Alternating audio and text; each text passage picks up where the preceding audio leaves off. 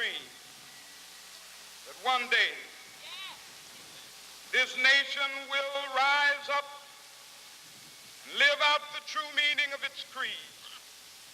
We hold these truths to be self-evident that all men are created equal.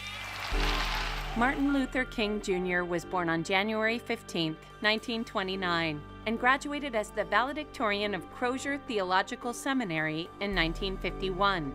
King became pastor of a Baptist church in Montgomery, Alabama, and later completed his Ph.D.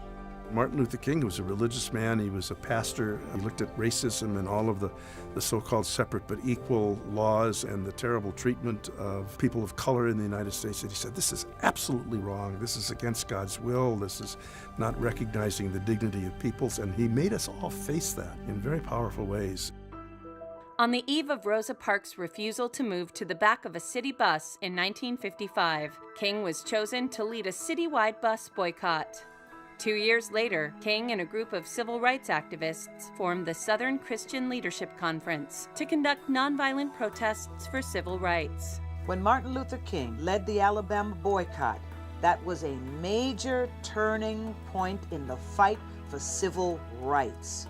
What you saw was people who had been fractionized coming together as one, walking together with others joining the fight. This was when people, America, the world, stood up and said, whoa, what are we looking at here? An amazing time. Inspired by Gandhi's activism, King worked with the SCLC to organize black voters and civil rights protests. In 1963, King was arrested at a march in Alabama. During his prison time, King wrote a rebuttal to an article denouncing his methods. His longhand notes on the margins of the newspaper became known as Letter from Birmingham Jail and was famously republished and studied in colleges across the country. Martin Luther King was a man of God who believed that that calling necessitated social change in the present, and he put his life on the line for that calling. Free at last! Free at last! Thank God Almighty, we are free at last!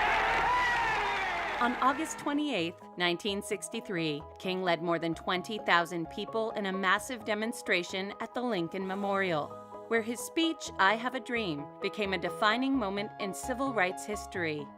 Through his work, King helped pass the Civil Rights Act of 1964 and received the Nobel Peace Prize that same year.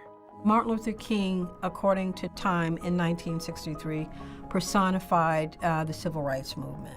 He took on one of the greatest challenges of his time and was one of the people that most influenced this very transformative time in American history. Although King faced criticism from more militant black leaders, he continued his peaceful efforts toward both racial and economic justice. After delivering his I've Been to the Mountaintop speech at a rally in Memphis, King was assassinated the next day on April 4, 1968, while standing at the balcony of his motel room. King's assassination was, I think, devastating for many people. But there's also a rising level of organization, and many people, King's assassination galvanizes them into many kind of black power movements across the country, many anti-poverty movements. So it's both a moment of despair, but also a moment of political flowering. Posthumously, King was awarded the Presidential Medal of Freedom in 1977 and a Congressional Gold Medal in 2004. Today, the Martin Luther King Jr. National Holiday continues to be honored on the third Monday of every January.